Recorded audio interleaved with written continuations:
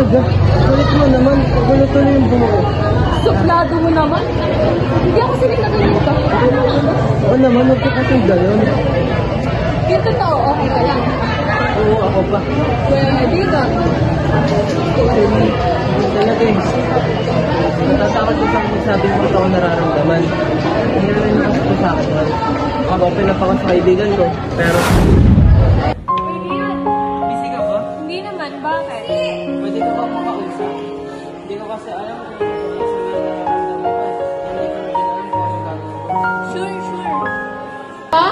Hindi. Naiyak si Dion. Guys, naiyak si Dion. Ano ba yan? Sa lalaking tao, umiyak sa problema. Problematic yan. Laking tao, iyakin.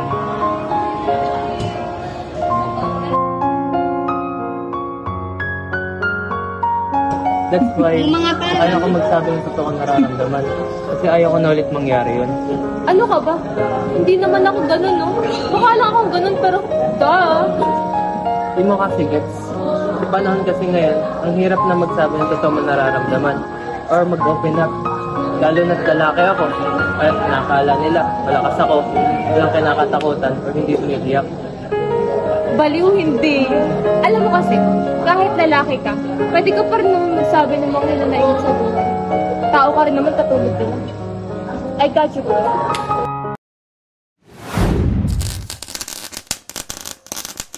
Malapit na ang deadline, aatin ko na kayo sa mga parts niyo sa gagawin nating project.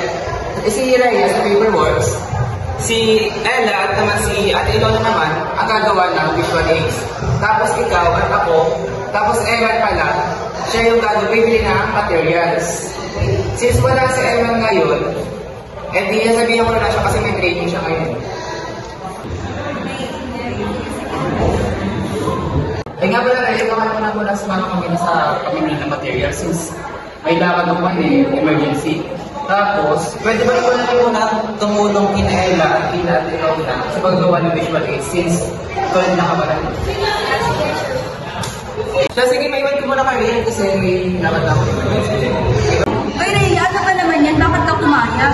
Alam mo namang marami na rin gagawin, di ba? Naniniwala ka may emergency? Pa-chill-chill lang yun, no? Oo nga. Kaya nga.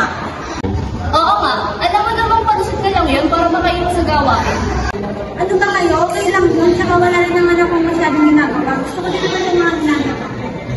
That's not the point. Ang alin lang, not just because we're women, sa atin na sa lahat. Hindi naman natin responsibility ang gumawa ng mga gawain na dapat ginagawa rin nila. So hi, allow me to read you what the video is all about. Machismo. As seen in the video presentation on machismo, there is a man who is afraid to express his feelings due to a trauma he suffered in the past. The video illustrates the meaning of machismo. Machismo is presented here as the resentment women hold towards men. In the video, it is shown how Dion's feelings were invalidated when he opened up to Mabel, and how Mabel's friends even made a joke out of it. This incident traumatized Dion, making him afraid of expressing his feelings again because it made him look weak in the eyes of women. As Trixie told Dion, a man crying or being sad does not mean he is weak. They are human beings. They have feelings and also experiences sadness. Men's common traits may be to be strong, robust, and combative, but they are not always strong. The truly strong person is someone who can cry in front of many people and show their true feelings. On the other hand, showing emotion is not a basis for weakness. Instead, we should help them, whether male or female, to overcome the problems they are facing. Now let's talk about Marianismo. Marianismo was also discussed through a video presentation.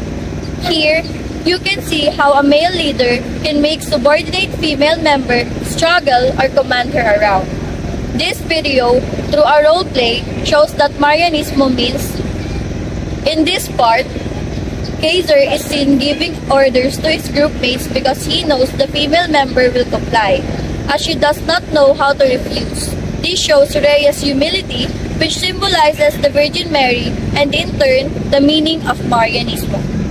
If machismo in this context is focused on the resentment woman feels towards men, Marianismo is the opposite of machismo. It is where the men hold resentment towards women and frequently assert their dominance. In addition, as Angela said by yours truly, just because they are women, they should not always be the ones to humble and lower their pride to satisfy the men's desires. They should not always be submissive. They must learn to fight back and take a stand, especially when the men's dominance is excessive or crosses boundaries. Everyone should be treated equally, especially in how they treat one another.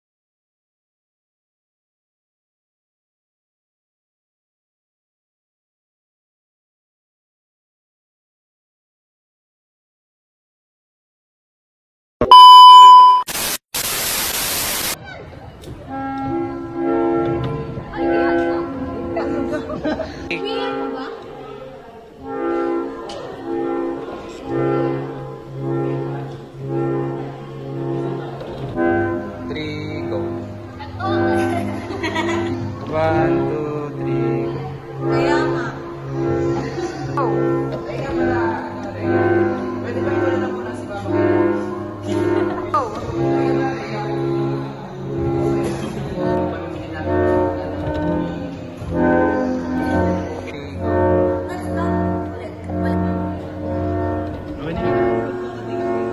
Game